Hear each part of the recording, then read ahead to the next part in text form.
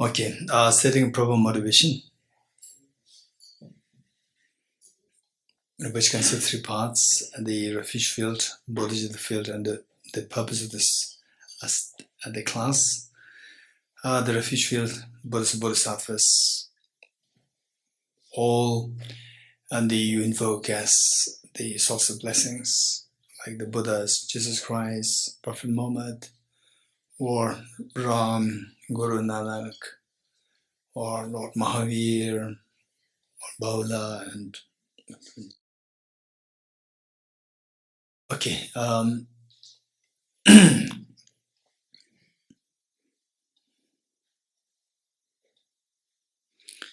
So the first, let us invoke all the blessings for all the bodhisattvas, all the enlightened beings. And when you do that, you visualize them as so loving, caring and embracing. And your bodies of the field, your two parents around you, even though you might have difficulty with them, some of you might have difficulty. We are trying to transcend the ordinary people's thinking. And your children, all of them members, and all dear Mother Sentient beings living on the side. And the purpose of this class is, as we discussed yesterday and 2 days before, is to activate a very strong remedy to overcome the mental defilements, so that the true nature within you becomes manifest, that you are introduced to the true nature of your mind. Also referred to as the Tathagata Garbha, essence of the Buddhahood within you, the essence of the awakening. For that matter, this remedy should be a very spontaneous, the intense, profound remedy to overcome the negative force, which is likewise very intense and very strong and spontaneous. For to have this remedy, the wisdom of emptiness, very powerful, it must be on the level of the wisdom derived through meditation, which in turn, to reach to that level, it must be through the wisdom derived through reflection, the conviction that you need to have gained. And for that matter, we need to have the wisdom derived through learning. So without which the remaining two wisdoms are impossible to come into existence within oneself. So the study that we're doing is just for the purpose, for the benefit of yourself, the ultimate benefit for yourself, and the ultimate benefit for all the dear sentient beings. So with this mind, let us recite from the page 3. Yes. And teach with great compassion, you taught the Immaculate Dharma to dispel all perverted views. To you, the Buddha Gautama, I pay homage. And teach with great compassion, you taught the Immaculate Dharma to dispel all perverted views. To you, the Buddha Gautama, I pay homage. And teach with great compassion, you taught the Immaculate Dharma to dispel all perverted views. To you, the Buddha Gautama, I pay homage.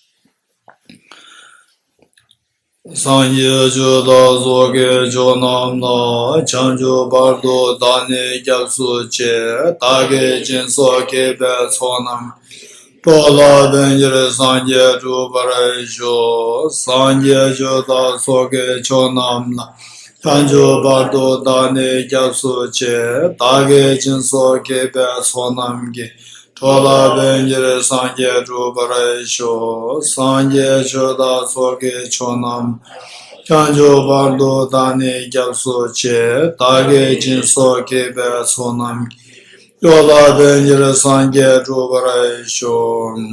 I go for refuge until I'm enlightened to the Buddha, the Dharma, and the Sangha. By my accumulations for practice of giving and so forth, may I become a Buddha to benefit all sentient beings.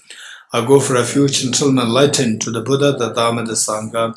By my accumulations for practice of giving and so forth, may I become a Buddha to benefit all sentient beings. I go for refuge until I'm enlightened to the Buddha, the Dharma, and the Sangha. By my accumulations for practice of giving and so forth, may I become a Buddha to benefit all sentient beings.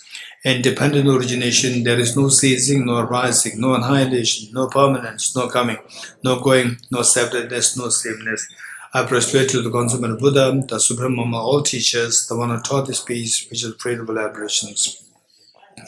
I prostrate to the mothers of the hearers, the Bodhisattvas and the Buddhas, who through the knowledge of all lead here, seeking best ways to complete peace, who through the knowledge of paths cause those helping migrants achieve the aims of the world, and who through the possession of omniscience helps subdue us expound varieties of teachings.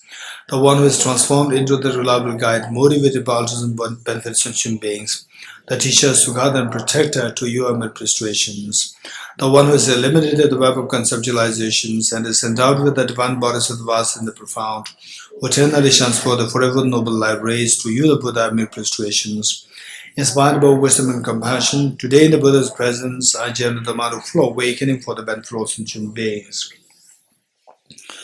Om ye dharma hetu prabhavam hetum tejam dathagato yavatat tejam chayo nirodha evam vati mahashamanaye swaha. Om ye dharma hetu prabhavam hetum tesham dathagato yavatat tesham chayo nirodha evam vati mahajamanaye swaha. Om hetu prabhavam hetum tesham dathagato yavatat tesham chayo nirodha evam vati mahashramanaye swaha. All phenomena arise from causes. The causes are taught by the Tathagata.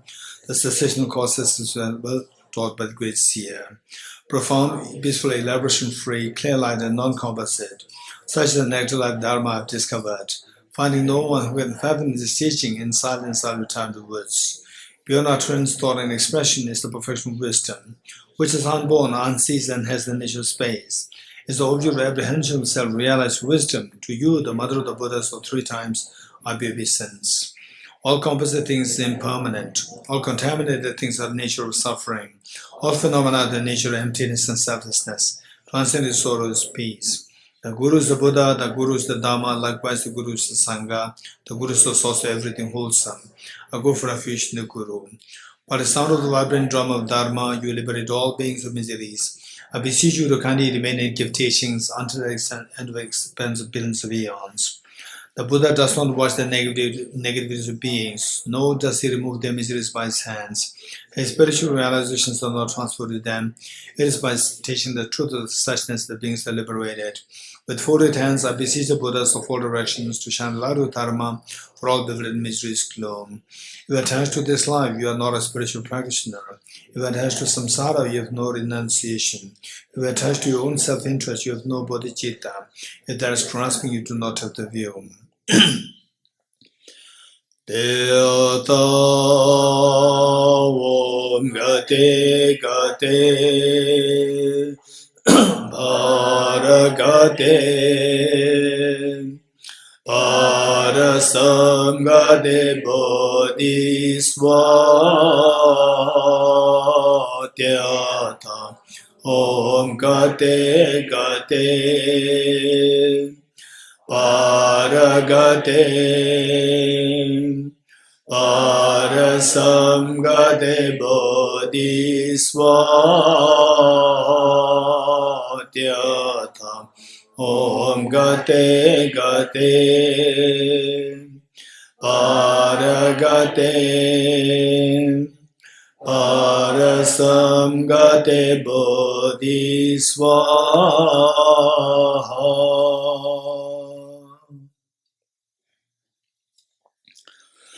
Okay, yes. Yes.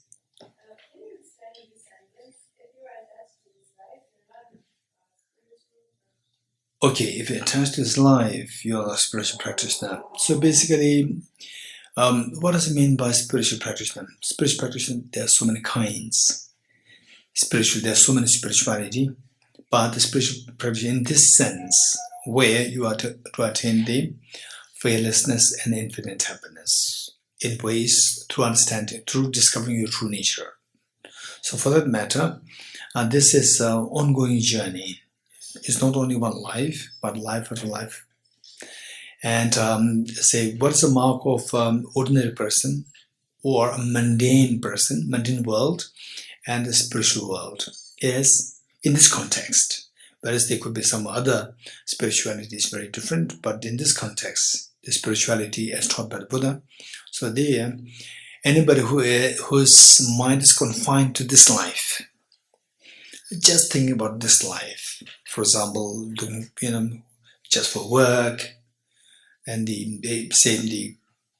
some people, they just look for, in whatever way you get money, from whatever way, be it cheating or the corruption, whatever a position, you just don't hesitate to engage in any negativities in order to gain some material wealth, popularity, and so forth in this life. You don't hesitate to do anything.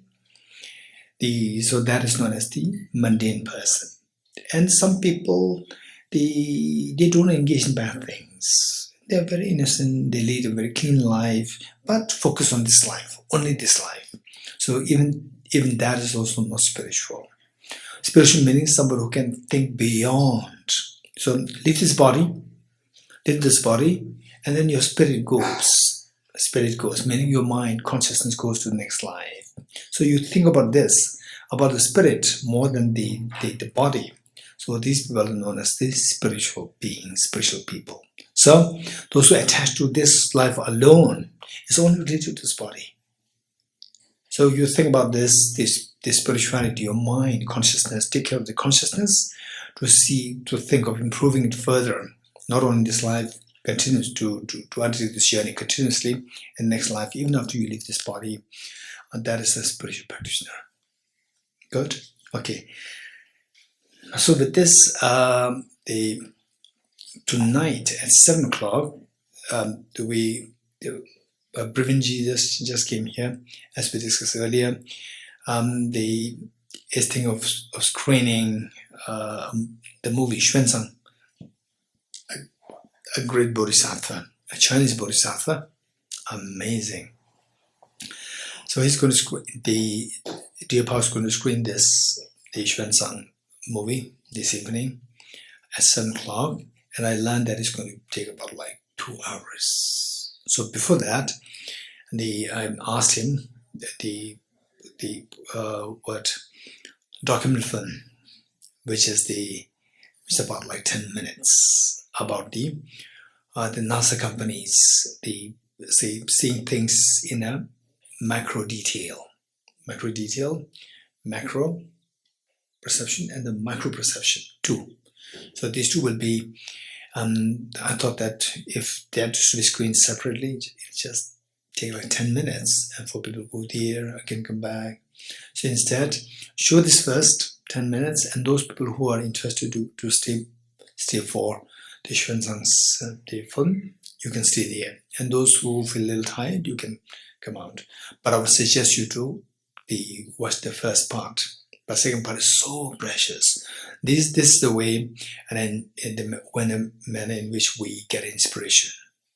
Inspiration, be inspired by these the beings who have a tremendous mental power to be very consistent.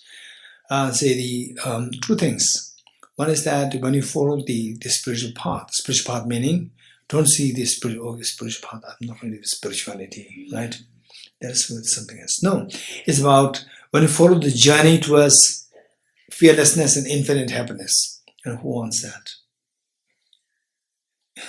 Right? Whether spiritual or not spiritual, it doesn't matter. The fearlessness, I'm fed up with the miseries, right? I want to have the total freedom from miseries. If you're in this direction, then you should be very consistent in your path. That is so precious. When you're in this path, try your best to be very loyal to this. Don't be swayed by the mundane concerns. It's not that, oh, then then every way, somehow my mind is pulled here, there, mundane concerns, somehow. Yes, it's not overnight change. It's gate, it's not gate bodhisattva. It's gate, para, somewhere. So it's a journey ongoing. As long as there's a progress happening. As long as there's a progress coming, that's amazing. You're getting it? And for the progress, there are two. One is a mere progress. Number two is the progress in the most efficient way. Two. Go for the second one. Right? No progress. Taking U-turn. Taking U-turn. Number two, no progress. Number three, there's a mere progress. Number four, the proficient progress. So always go from the first to the second, second to the third, third to the fourth. This is what we should be doing. Okay, so Xuezang's the document film will be a great inspiration for us. So sometimes we, in the journey of the practice, I say the study, the meditation, and sometimes, earlier you may be into the pubs, a little bit of drink, a little bit of this, that, and so forth, and then now you miss, right? You miss. Okay, remember Xuezang's story. Remember Jizimilarepa's story, right? Remember the Lama Tsongkhapa's stories. Then you will realize that, okay, I'm too weak. I should not be weak. I should be stronger. True inside, the true nature of you, each one of us is not weak. It's very strong. Why should you have to underestimate your potential? But don't think that I have a true nature, Buddha nature inside me. I should be, I should behave very different from how I used to do before, and tomorrow I will change perfectly. This is really unrealistic. Just imagine, like, let's say like these cups, these glasses. When you give shape to this, how the shape is given? First, make it hot, blow it, twist it. When it twists fast, what happens? It breaks. If you want to give a design, don't twist it fast. Twist it slowly. You're getting it? Likewise, it is gade, para gade. Don't be over-ambitious. That, okay, oh, he said bodhicitta, emptiness. And then what? He also said union of bliss and emptiness. 4 are there. So renunciation, I will be meditated for 3 months. Renunciation. Then another, maybe bodhicitta is a little longer. Another, let's say 6 months. 6 bodhicitta. 9 months. The bliss of emptiness. Oh, he said we have to study more. Okay, I'll go to some programs. I study more. It may take what? 6 months. And the bliss emptiness, out of the emptiness, only the bliss part. So another 1 month. So in 1 month, 1.5 years, you become enlightened. This is totally unrealistic. This is a very childish thinking. It requires a tremendous enthusiasm, consistency, rigor. Rigor and consistency. Consistency is more important than the rigor. You're getting it? So very rigorous. Then you twist the glass like this, and in a few months the glass breaks. I've seen that. I've seen some of the glasses breaking in my life. I've seen that, right? Some people, they are so rigorous, engaged, rigorous. And then after a few months, disappear completely, right? Completely disappeared. This is very sad. We should be very realistic. Don't torture yourself. If you overexert, it is torturing yourself. Don't torture yourself. This journey should be a journey of joy, not a journey of torture. It should be a journey of joy. 1. So what I'm saying is that Xuezang's movies, this would be great inspiration for us. My teacher, in fact, Venerable Geshe Rinpoche, he would always, when I was just in my 20s, until being trained under him, he would always inspire us to read the biographies of the great masters. So inspiring. So, reading the biographies, some will inspire us to build the consistency in practice. Some will teach us how to become rigorous, how to maintain build the rigor of a practice. First, more important is the consistency. More important. Once the consistency is built, then you can go for the rigor. This is very important. Okay, this is one part.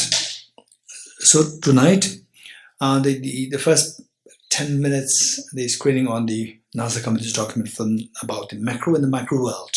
Macro world and the micro world.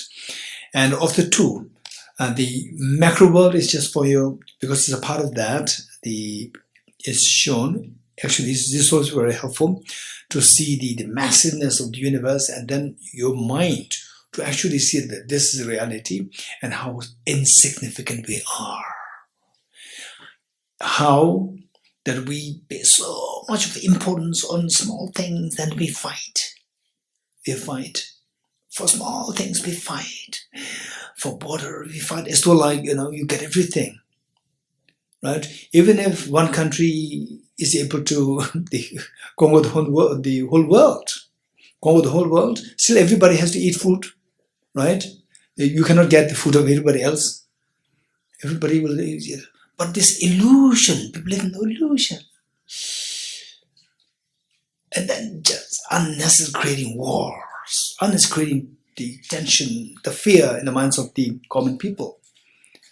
It's just living the illusion. And then they don't see the whole universe from the macro perspective, from the micro perspective.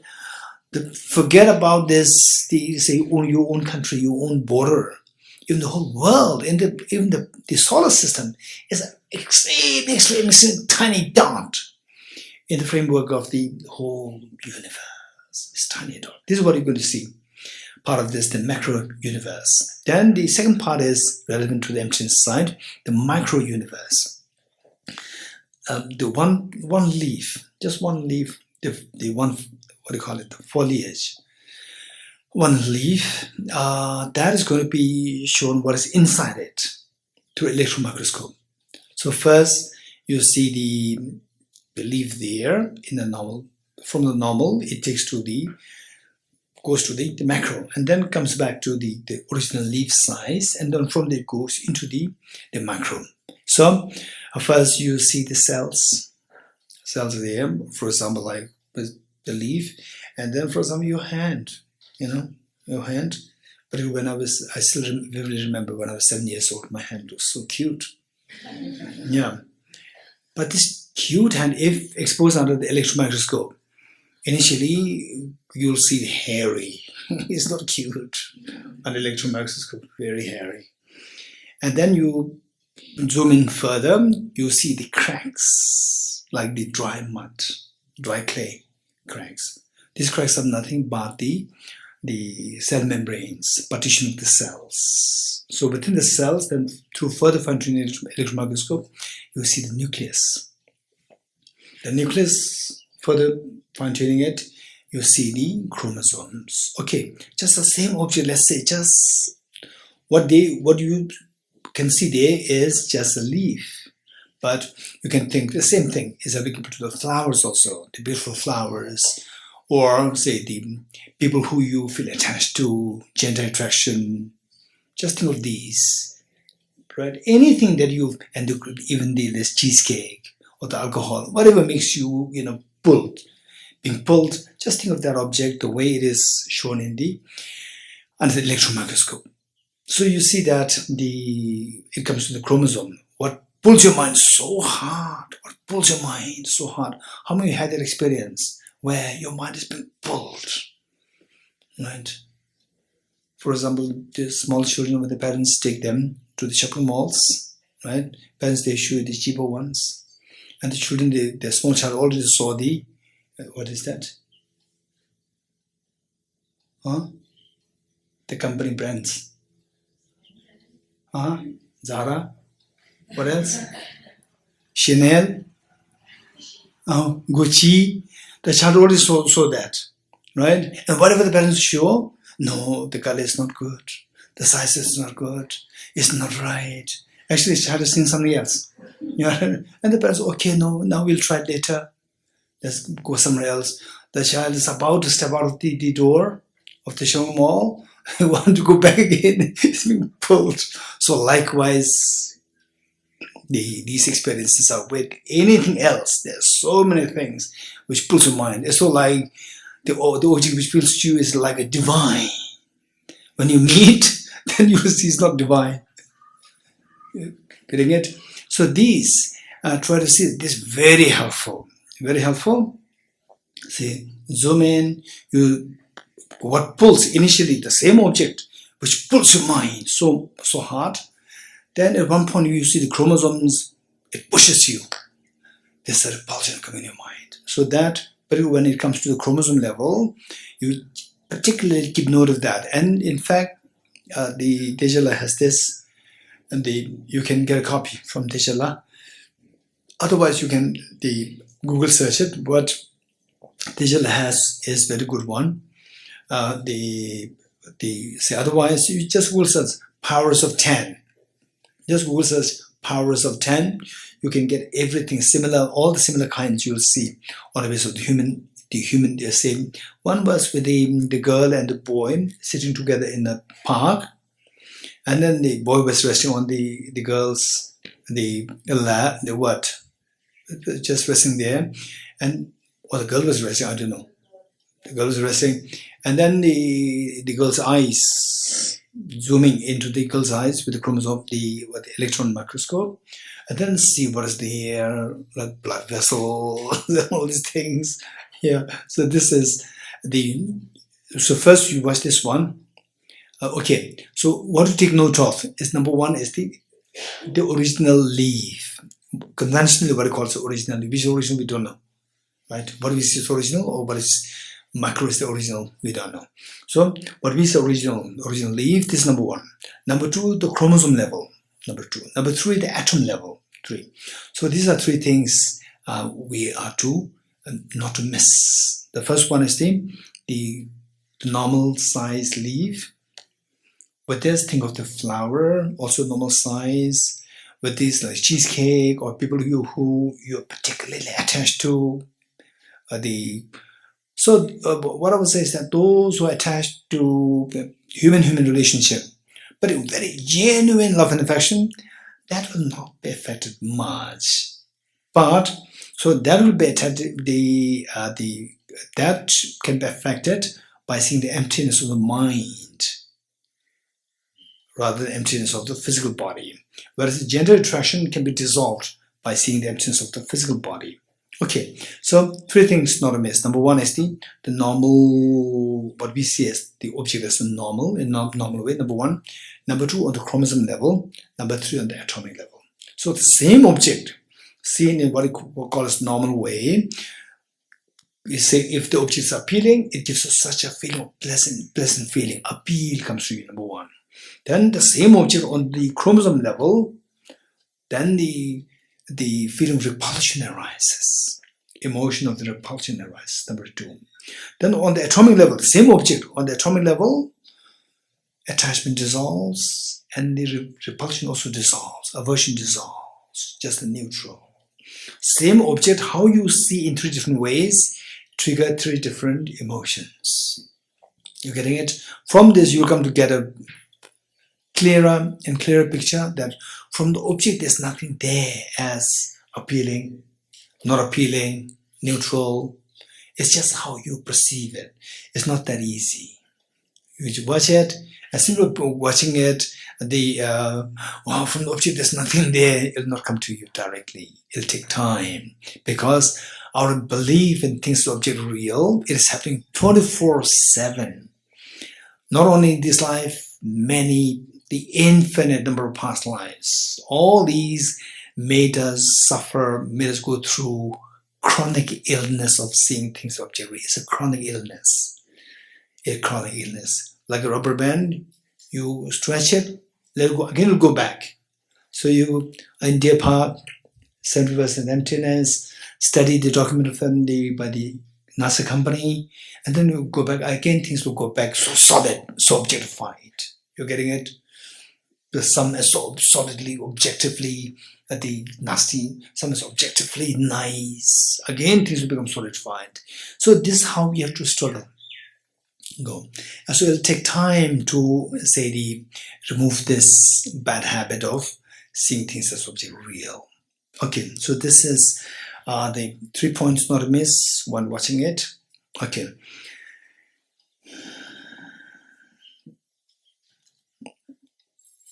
Okay, so meanwhile, yesterday morning I did explain this to the people who attended the morning session, but I'm going to explain this to all of us here today also. Page 6, Essence of Dependent Origin Mantra. Now, those people who attended yesterday's early morning session, for you, this is going to be like revision plus clarity will come to you. And those who are hearing it for the first time, for you, this is a very important thing for us to know. Essence of Dependent Origin Mantra. So this mantra was actually what the Buddha taught on several occasions. One, the Buddha taught in the heaven, and this mantra is so precious. And after knowing this mantra, usually people have a very naive understanding that mantra means to recite it and some natural power, supernatural power will come to us. There's not understanding. The mantra has several benefits. Number one is unseen benefit. Unseen benefit, and there's a seen benefit. And in fact, if you look at the meaning, you see that the seen benefit is more important for us. First, we get the seen benefit, then those people, okay, what is that English expression? God helps those who help themselves. So, first you help yourself, then they followed by the God's help. This is the expression. So, you not helping yourself, don't expect God's help, right? You not putting effort in knowing the seen benefit. What is seen? What's a visible benefit? You not putting effort in this direction, don't expect some miracle happening from beside the mantra, right? Okay, so only when you know the meaning, apply the meaning to the best you can, and then you can expect the unseen benefits coming to you. The miraculous benefits can come to you. Okay, the meaning. Om, explained before, Ye Dharma, these phenomena, Hetu, cause, Prabhava, arise. These phenomena arise from causes, meaning that the suffering that we go through, happiness that we experience, they're all the results of the corresponding causes. They never arise randomly. So with this in mind, for us, this is so important. They arise from the causes. For example, anytime you experience some pain, unhappiness, feeling low, or feeling worthlessness. Sometimes, how many of you feel worthlessness, resents? Sometimes. In fact, the first time that came to me was when I was in school. I took a nap in the daytime. I think it must be around like 3 p.m. And during the one Sunday, when I was just, I think about my age, 14, 15. And I woke up and the whole life seemed so meaningless, heavy, gloomy, for no reason. That happened. And it was quite a painful experience. So each one of us, we had our own, been through this journey. Always, this is so important. When you feel that I'm so worthless, I'm just hopeless, this is not at all healthy. In fact, keep in mind, always try to gain conviction in the Buddha nature within you, the seed of perfection, right? Same, sometimes you look at some people who are very confident, who are very successful, confident, who can make things happen, right? Who can make things happen very effectively. They are so very, with so much of lightness there, feeling of ease, confidence there. Look at these people and you don't compare just superficial things. This person has this quality. Although I don't have it now, but I have the seed inside me. My true nature is not like what I'm now. You must gain confidence in the presence of the seed of perfection within you. And this is not a story. Everybody has the seed of perfection. And as I said earlier, why Buddha became so courageous to stand on his feet, to speak for the equality for everyone, saying that everybody is equal. He's not saying that everybody should be treated equally. He's saying everybody is equal. Why there should be discrimination?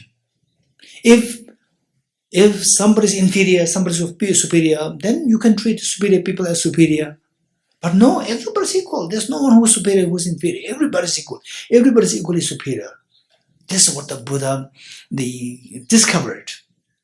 And that made him to stand so strongly against the discriminations, against gender discrimination, against the caste discrimination, against the discrimination on the basis of the social status. He says everybody is equal.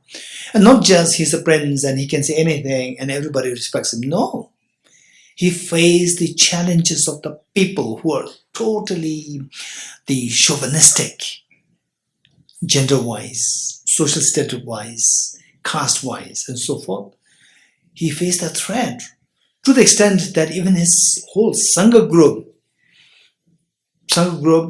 can possibly dissolve. Nobody, from the good families, nobody sending their children to the Buddhist Sangha, because that saying that those people who are considered as low caste, they're all coming to the Buddha. So our children will also mix with them. This is not good.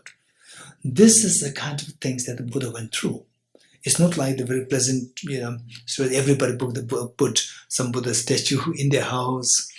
Whether you're a Buddhist, non-Buddhist, doesn't matter. Even as a decoration, you keep a Buddha statue.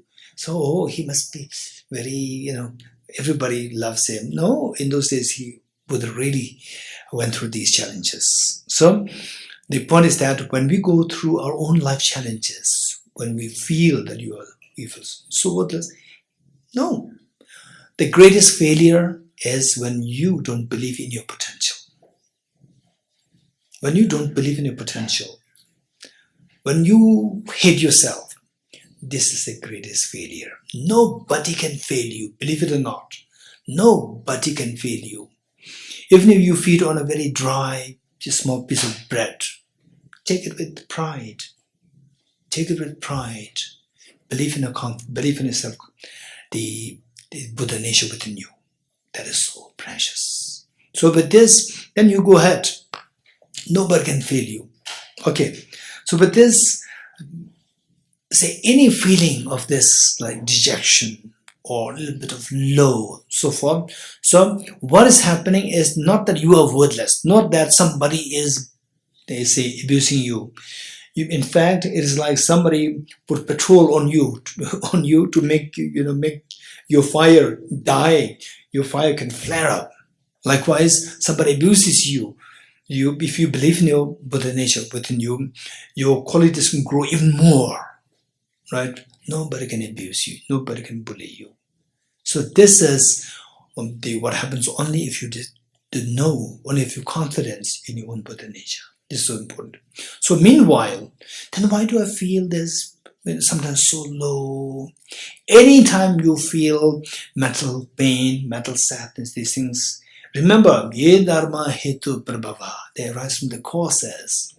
What causes? Of course, the immediate cause is the contaminated karmas.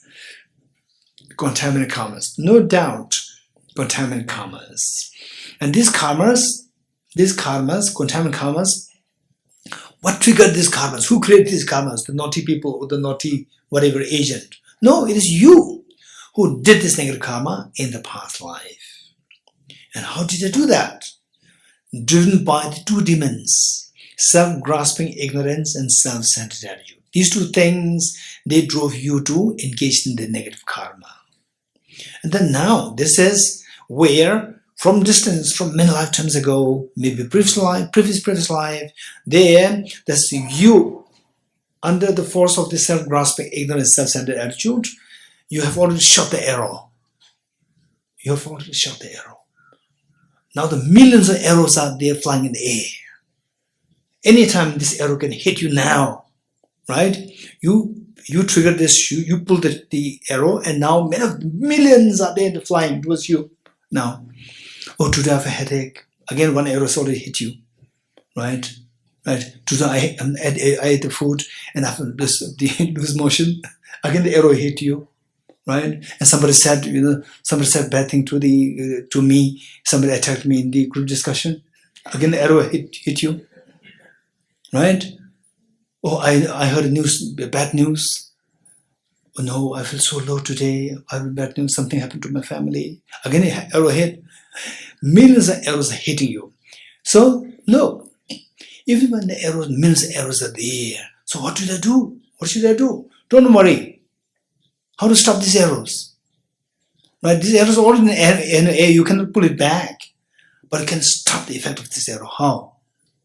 How would you do? Somebody puts an arrow, what should you do? How to stop it? Hey. Huh? With the hand? Put a shield. Shield of the self-grasping ignorance, shield of the wisdom. Self-centered attitude, shield of the bodhicitta. You're getting it? Put the shield. Put the shield. Otherwise, this will hit you. And inside, self-grasping and self-centered attitude, from the distance, from past lives, they already hit the arrow. Now here, you have the self-centered, self-grasping to receive the arrows. Right? You shield it. Disconnect the two things.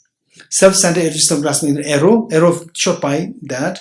And now the receiver, self-grasping, self-centered attitude. Self-grasping and self-centered, these two are so vicious. Don't ever hate yourself. If you want to hate somebody, hate the self-grasping, ignorant, self-centered attitude. Why? These two are the things which shot the arrows, millions of arrows from the past. Now these two are the things to receive the arrows to make you suffer. Right? So shield it that the arrows they don't meet with this self-grasping, ignorant, self-centered attitude. How to shield it? Bodhicitta and the wisdom of emptiness. These two will make sure that the self-grasping and self-centered attitude, they are minimized. You will not feel the pain. This is so precious. So precious. And then to stabilize this, we need the single-pointed meditation. So therefore, don't think the single-pointed meditation everything. You're getting it? Single-pointed meditation will not shield the self-grasping, self-centered attitude. Single-pointed meditation will only help you to remove your mental discursiveness, mental distraction. It will stop them. But for example, yesterday's example that I gave you, see if your hand is with the mud, how to clean it? Just put it in the water and it becomes clean. If you grease, don't put it in the water. No point. You're getting it? No point. What do? You have to apply the soap. And there is the adhesive, right? Adhesive. Not quick fix. Sometimes there is some, the sticker on the, new cup, new glass, the stickers there. You remove the sticker. There's some glue is there. So this glue will not go by water. This glue will not go by the normal detergent. You're getting it? It requires the thinner. You're getting it? So therefore, single-pointed meditation per se is not a thinner. It's not a detergent. You're getting it? So many people think that, even people who teach you single-pointed meditation, they say this is everything. It's not everything. Right? So with the darkness, you have to bring the light. Hunger, light will not help. Food. You're getting it? So this is where we need to know the counter forces. Antidotes, various antidotes are required. So many people are very naive that they don't see the nuances of the need for the various antidotes. So we need a complete form. So, He Dharma Hetu Prabhava. All these arise from the causes. Particularly what causes? Self-grasping, ignorance, self-centered attitude. Okay, so with this, we also need to go through a little bit more explanation about the karma's involvement of the karma. That I'll explain later. He Dharma Hetu Prabhava. All these phenomena of the miseries, pain, feeling dejection, gloominess, and so forth, they don't arise randomly, they arise from their own causes. Which means that they're dependent originated, dependent on the cause and conditions. Remove the cause and conditions, then your pain will be over. Prabhava. Hetum tesham tathagato hyavatat. Hetum is the plural form of hetu. Hetum is the plural form of cause. Hetum is the plural form of cause. Tesham, these causes which are responsible for your pains, for your fear, anxiety. These are identified by the Buddha, Tathagata. Tathagata is Buddha. Tathagata, literally it means the one who has gone to the ultimate, one who's gone to the suchness, one who's gone to the thusness. The Buddha, Hyavatat is taught or said. What these causes are is said or indicated by the Tathagata. Tesham Jayo, Tesham is these. Jayo is whatever. Whatever of these causes, Nirodha is the cessation, stopping whatever of these causes. Stopping these causes, whatever they are, evam is thus. Thus, vati is taught, again taught or said by Mahashramana. So, how to bring an end to these causes is said by the Mahashramana. Mahashramana is the great. Shramana is the saint or the seer. By the great seer, by the great saint. Ye swaha this is how it is established. Ye swaha, this is established. So, our miseries, they don't arise randomly, they arise from the causes. What are the causes is taught by the Tathagata. And how to bring an end to these causes as well is taught by the Tathagata. So we don't have to feel dejected, we don't have to feel demoralized. There's always a way out. How to come out of this problem, there's a way out. Follow these ways and then see that your, say, the mental, the unease stops, and that you feel the total lightness and the total fearlessness and infinite happiness. Okay. So with this, the one stanza, Tejala, where is this? Ceasing of karmas and afflictions is nirvana. Okay. Page 330. Page 330. The same thing you will see in page 116. Same thing you will see in page 116. That is from the original source, page 116, which is from Nagarjuna's the text, Mula Madhyamika Karika. They are at the 27 chapters, and it is on chapter 18.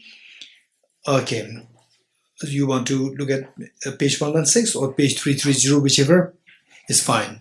Okay, I'm going to explain this very quickly. This is very important. So now that you are introduced to the emptiness a little bit, I'll explain the stanza, and then you can see your mind more clearly.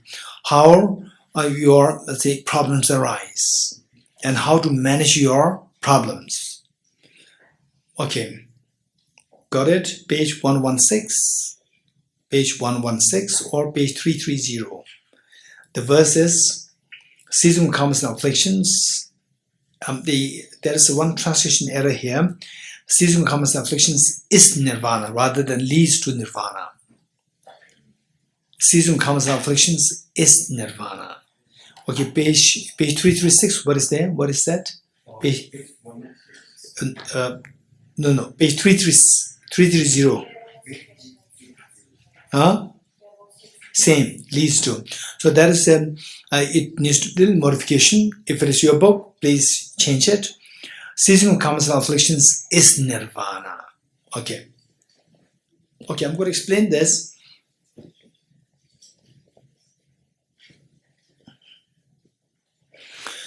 Okay, how many have been page 116 or 330?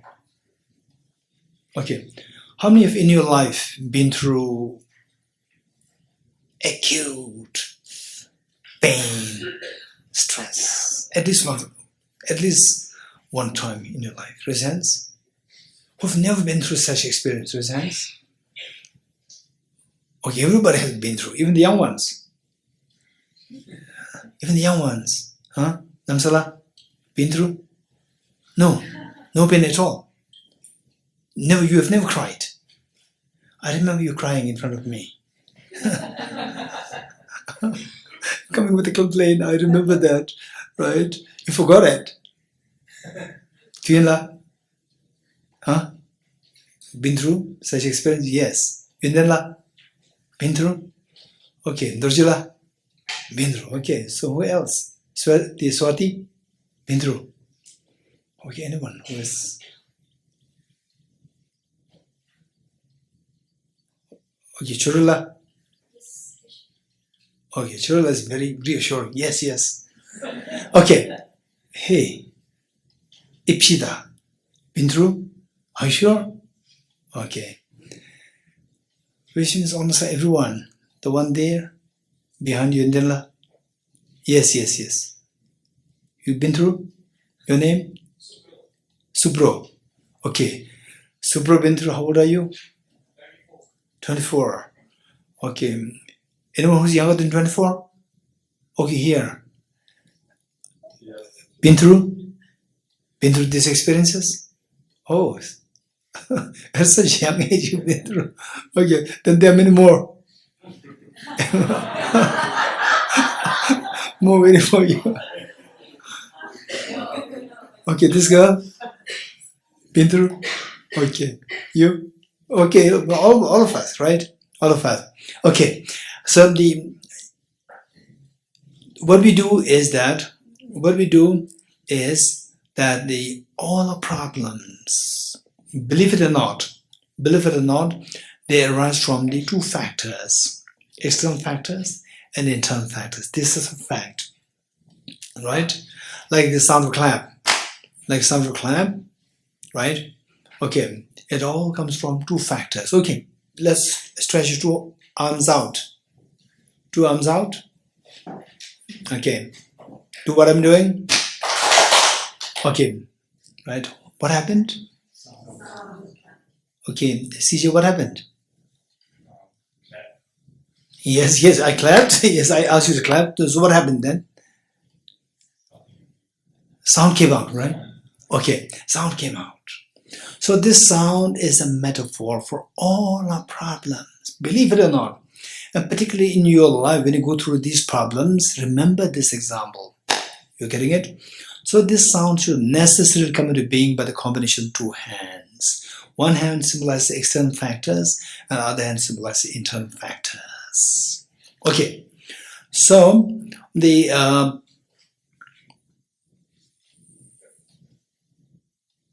external factors, they say, how long you been to Delhi? And what's the problem with Delhi? Were you happy or not happy? Not happy. What happened? What's the problem? Huh?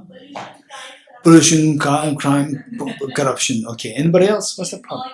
Huh? Noise, heat. Huh? Huh?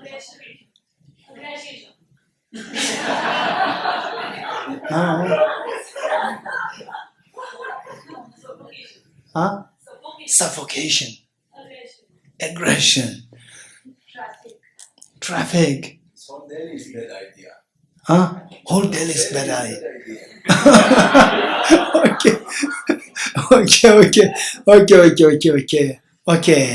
Okay. Good. Okay. Which means, did you notice one thing? Okay, anybody else? Can you share with us a major problem, your problem, not Delhi, anything else, something else? Jean? Anything is fine.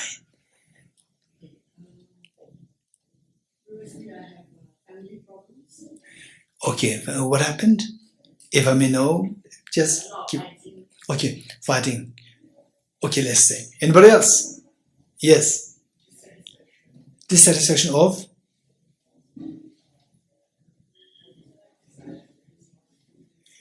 what I desire is not really happening. Like, can you give one example?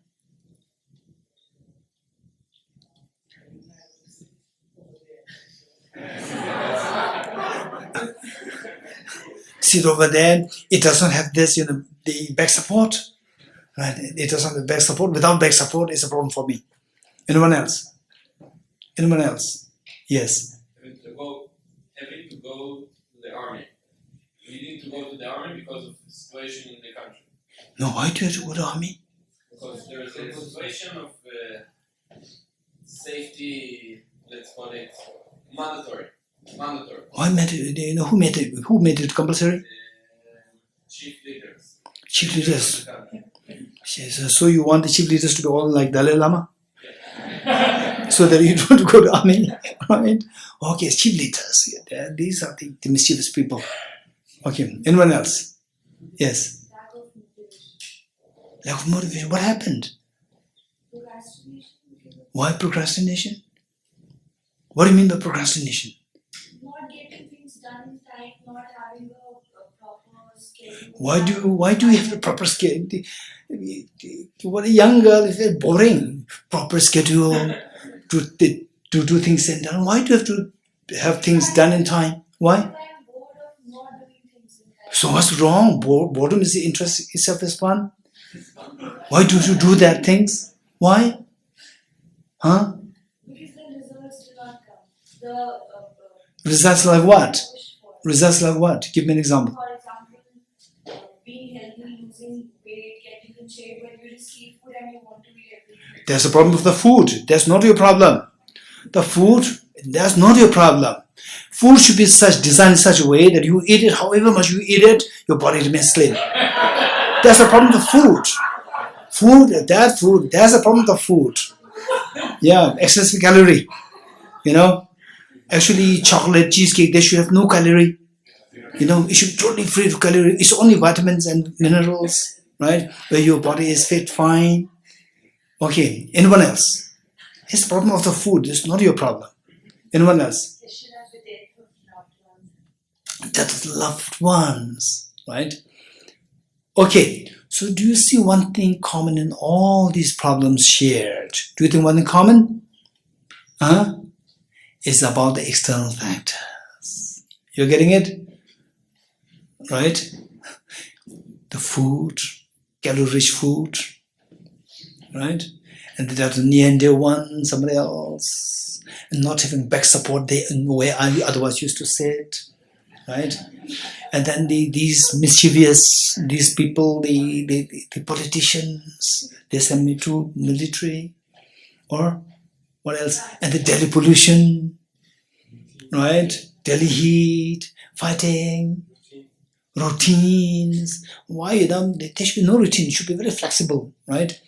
So we're all identifying external factors. Okay, don't feel offended. How do we mark it between ordinary beings and evolved beings? Evolved beings are wise. Ordinary beings are unwise. What do you mean by wise and unwise? Wise people will do things which are doable. Unwise people will do things which are not doable. Right? So, ordinary people, unwise people are the ones who primarily blame the external factors. Because how many external factors are there to make you unhappy? Innumerable, millions are there. And why do you blame the external factors? You expect that external factors are no more there so that you can comfortably there, you can eat as much food and still remain very slim, nice, right? And that if you go to Delhi, the pollution goes away. You go to Delhi, there should be no traffic, right? And the heat, temperature cools down. The moment you come there, temperature cools down 22 degrees centigrade. Right? You know why I'm saying 22 degrees centigrade? Huh? You know why I said 22 degrees centigrade? Are you sure? Just check it. Oh, what is the temperature? Can somebody check it? 24. 24. Why is it 22? Because His Holiness the Dalai Lama, when he was in his, I think, 40, 50, 60s, he would set the AC 22. Right? Okay. So what I'm saying is that we blame external factors. How many external factors are there? They're innumerable. And why you're blaming them? Expecting that these problems are solved so that I can chill out. You're getting, this is what we're expecting. This is what we're expecting. But is this doable? Can that happen? External factors are innumerable in number. And for example, one which I oftentimes tell people is that when you're alone, when you're put alone in the room, you said it's so lonely. When you're with other people, what's the problem? I have no privacy. Right? This is a problem. We always look for external factors, and which is totally unrealistic to think of getting rid of them and then you'll be happy one day. Completely happy. It'll never happen. Whereas those people who look for the internal factors, identify the internal factors, think of getting rid of them, and to expect the total fearlessness and infinite happiness. These are the wise people. Because internal factors of the two hands, remove one. Okay, now stretch out two hands, remove one and do it. Don't slap somebody else. Right? No sound. Even though external factors there, innumerable external factors are there, but the sound stops. Sound of your misery stops. Your goal is not to stop the external factors. Be the external factors be there, no, it doesn't matter. Your misery should stop. You getting it? Your misery should stop. So, the wise people will think of something which is doable. Unwise people will think of something which is unrealistic. This is the difference between wise people and unwise people, mature or spiritually evolved people and the ordinary people. This is the difference. Yes. Okay. So meanwhile, before I touch your question, was your name? Before what Meg said, let me also explain this. Let me also qualify this reality. Somebody who says, oh, I went to Deer Park, I went to learn, I learned about the external factors, internal factors, I learned there is all the internal factors, this wise person, so everything is outside, everything's perfect, very good, right? Delhi is perfect, right? Pollution is my mental thinking is purely good, right?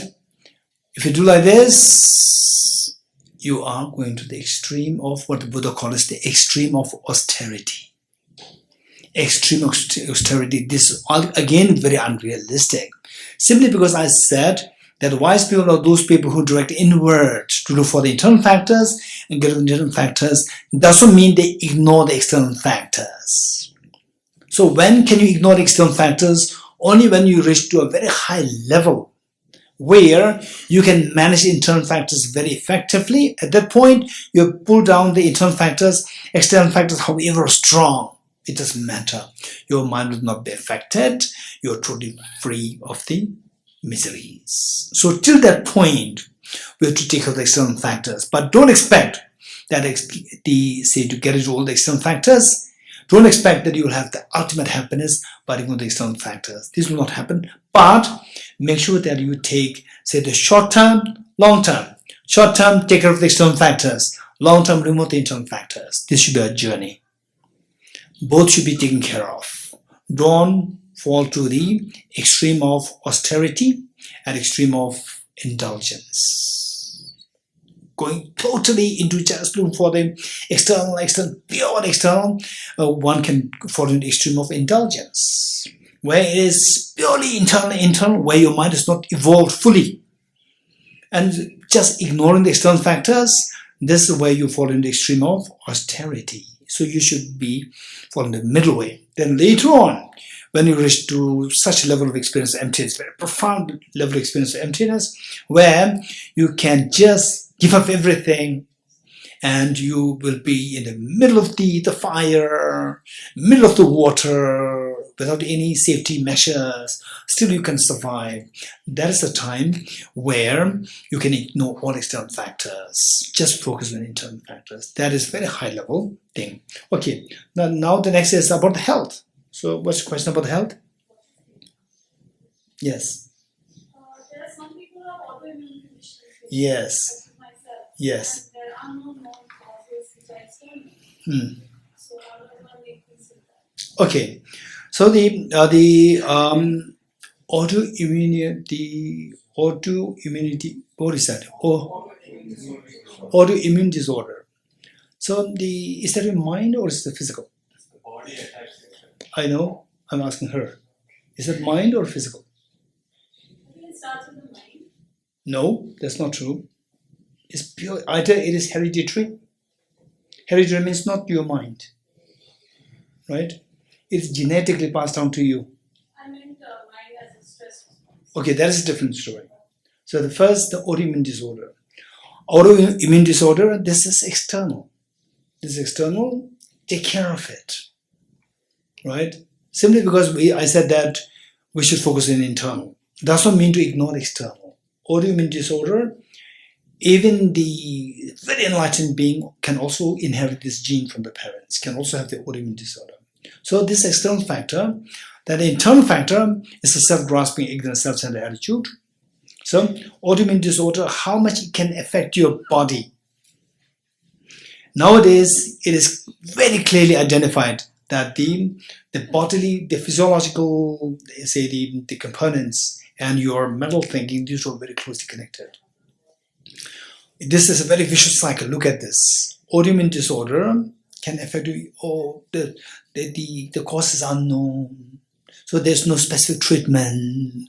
It's hopeless. Who's saying hopeless? The body's not saying hopeless. Your mind is saying hopeless.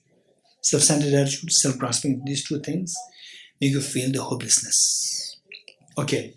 And in this ignorance doesn't make you to think more how to keep yourself light, how to mitigate the influence of the autoimmune disorder on your body. So, no, there's no hope now. This is all because of some degree of the ignorance which blinds you from seeing ways and means to minimize the influence of the autoimmune disorder. So the point is that it affects it. And then your mind is affected.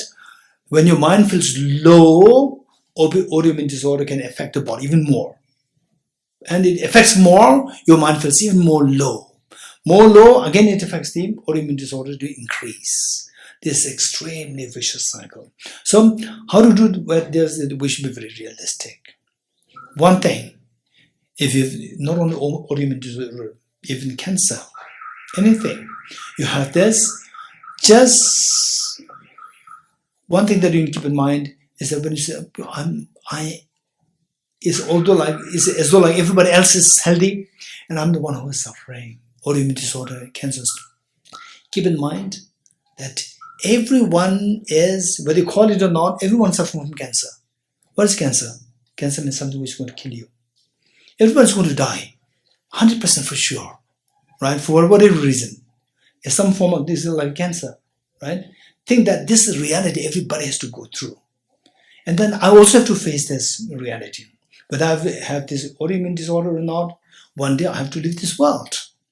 If I'm scared because of the autoimmune disorder, why not I'm scared that I have to leave this world one day? And that is not accepted. That's not for me alone, for everybody. So what preparation should I make? You're getting it? What preparation should I make? This is the wise person. So when you think about this, how to prepare myself for this? Simply don't feel relaxed simply because others are relaxed, right?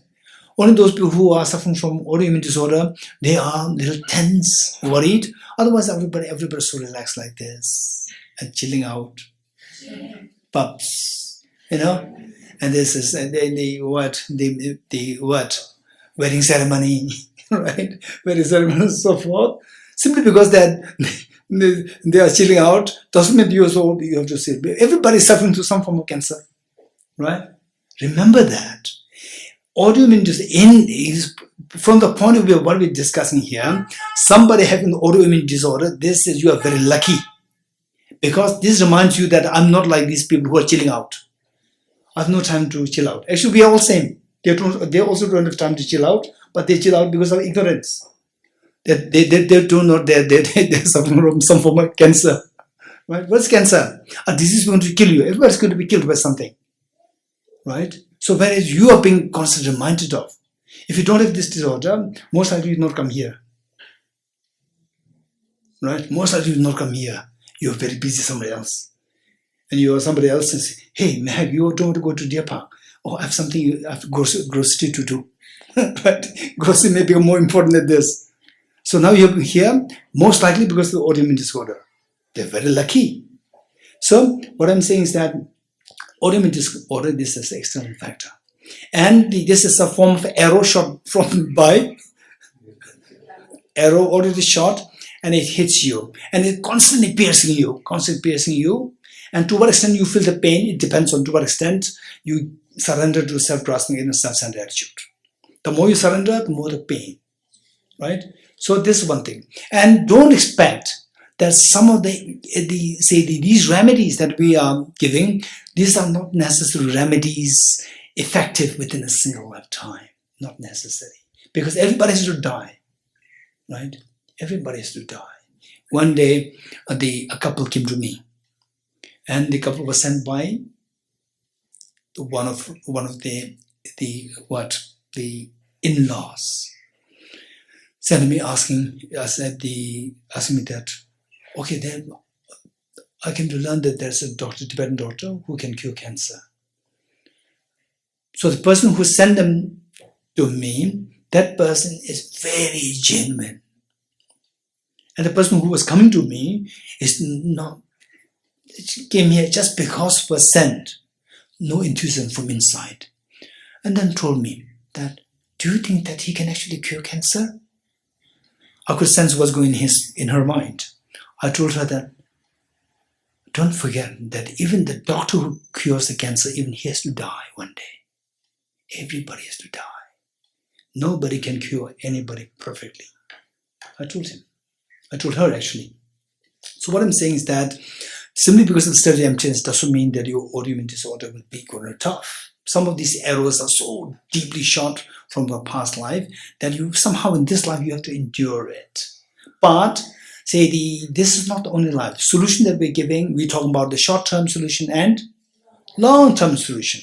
Long-term solution means it'll take time. Not only one life, can take life, 10 lives, 100 lives, 1,000 lives. 1,000 lives then was the point. It's 1,000 lives. This is too short-sighted.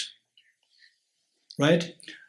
Whether you like it or not, so when I was young, meaning when I was in my school days, like age 16, 17, 18, to think of 30 years after, 30 years after is so long. Now, time flies. Already 40, or almost like 40 years after now, right? In those days, say the young boys and girls, if you ask them, you want to do masters? So, no, 2 years, another very long 2 years, right? One day, 2 years is nothing. 20 years will pass, 30 years, 40 years or 50 years will pass by.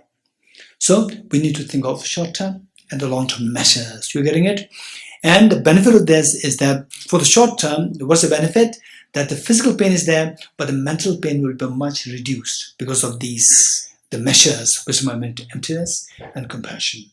The long term, this extreme, particularly if you get some experience of emptiness, and the genuine compassion, which is not the compassion that we are talking about. Somebody who's very compassionate from childhood. This is not the compassion that we are talking about. It's very different. You feel that it's so profound that you just feel like crying. It's so beautiful. So that is a separate study, reflection, meditation. So these two, if you get some flavor of these two, the wisdom emptiness and this bodhicitta, the compassion bodhicitta, then let's say that you have these, for example, any kind of problems, autoimmune disorder. So for example, one teacher, one teacher that was like in 1960s. He must be suffering from badly suffering from tuberculosis.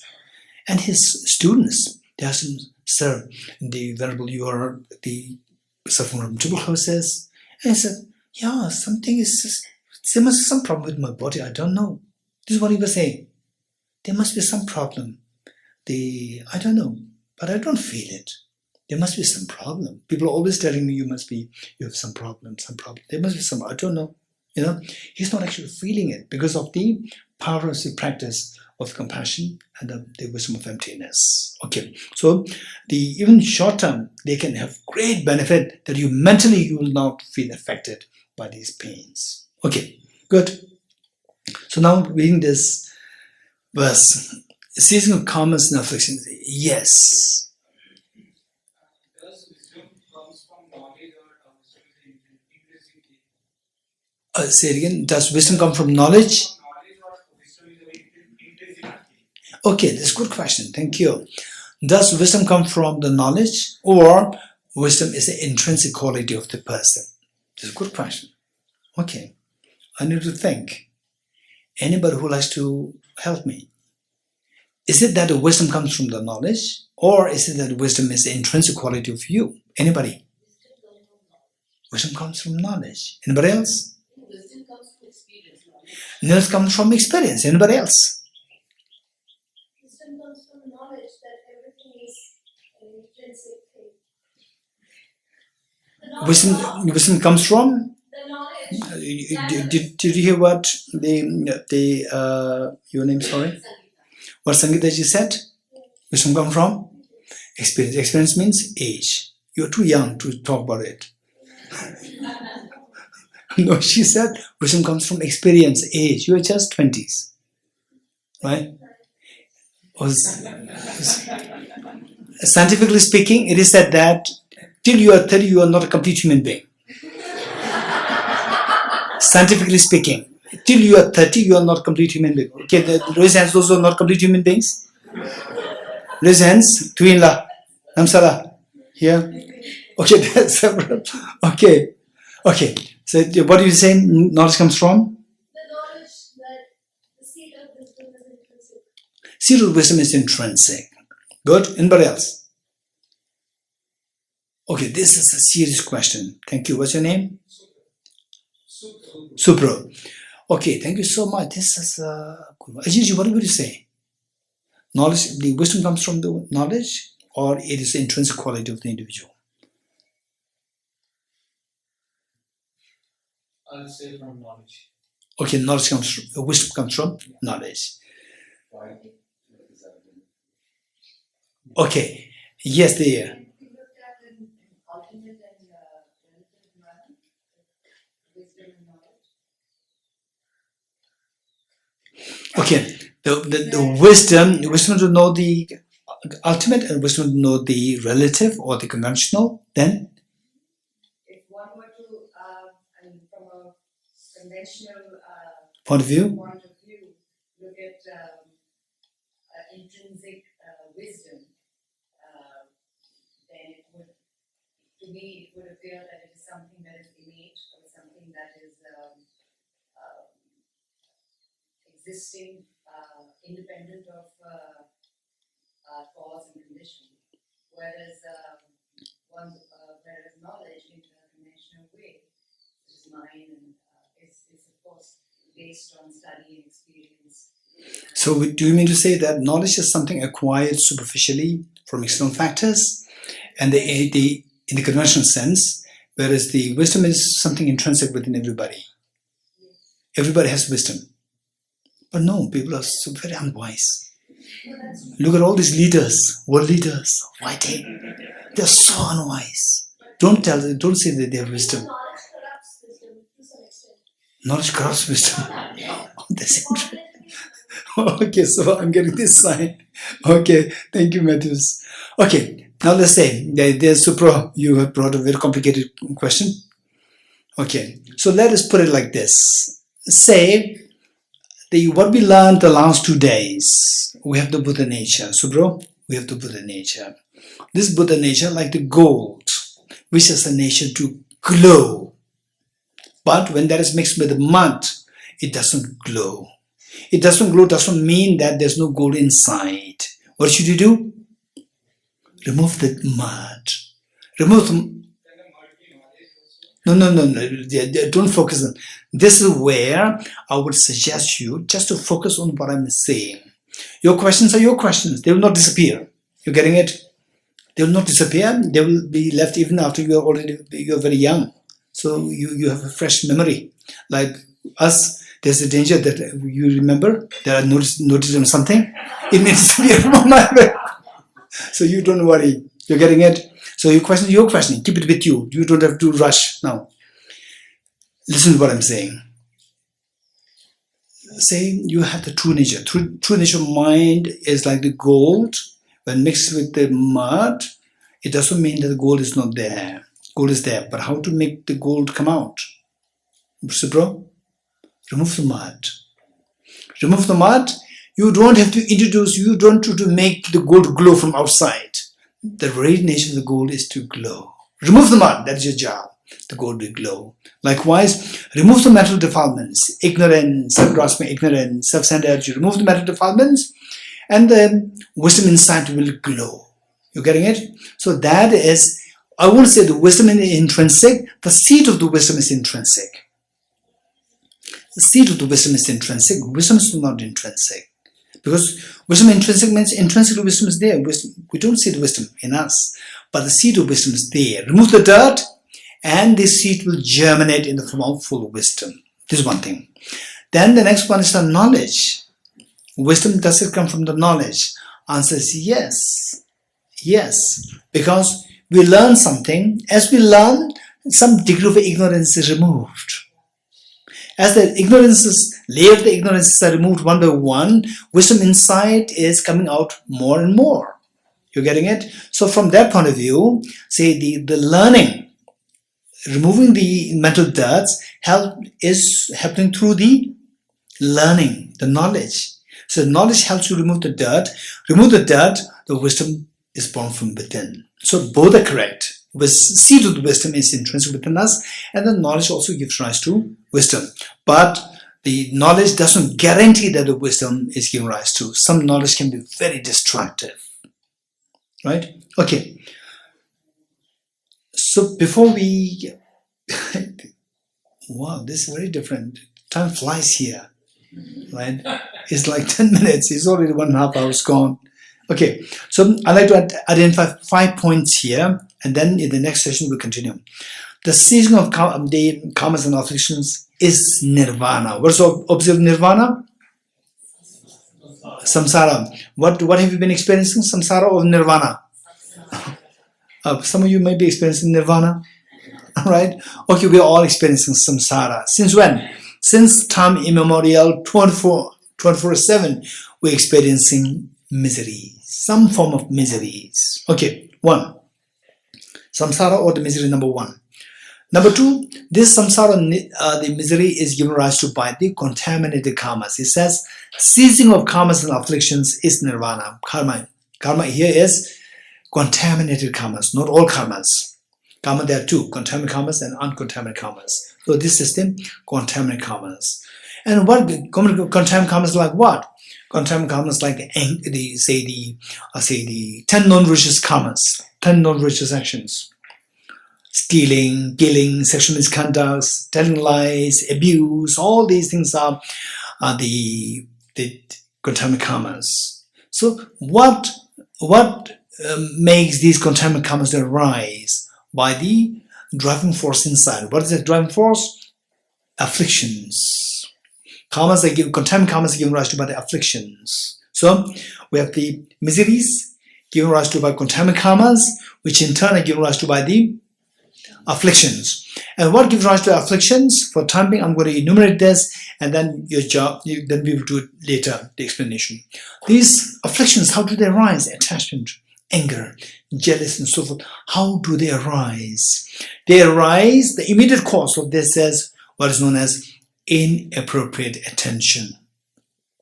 Inappropriate attention. And don't worry what it is. In your group discussion, you can discuss something else, what you discovered, what you studied the last 2 days.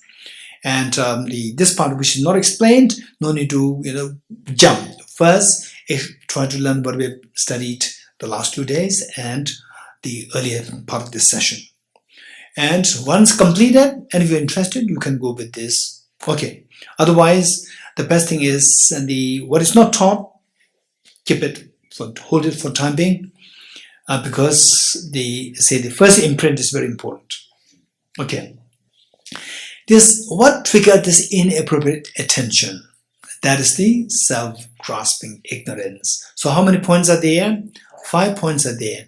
The first one is the resultant state, and the remaining are the causes. So, ye dharma hetu prabhava. All these phenomena of the miseries arise from causes. What are these causes? These are 4 causes. When you recite this, ye dharma hetu prabhava hetum tesham tathagato hyavatad. These causes, whatever these causes, are taught by the Tathagata. What are the causes taught by the Tathagata? These 4. Contaminant karmas, afflictions, inappropriate attention, and self-grasping ignorance. Okay.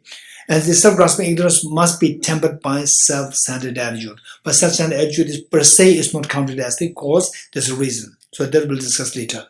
So the 4 points. And these will give rise to the miseries which we go through. So if we come to learn how these miseries that I'm experiencing, they are because of these 4, then you will put effort to get rid of these 4 one by one. Right? Okay. Tiyata om gate gate paragate parasam gate Diswatyata Om Gate Gate Paragate Parasam Gate Bodhiswatyata Om Gate Gate Paragate Parasam Gate Bodhiswatyata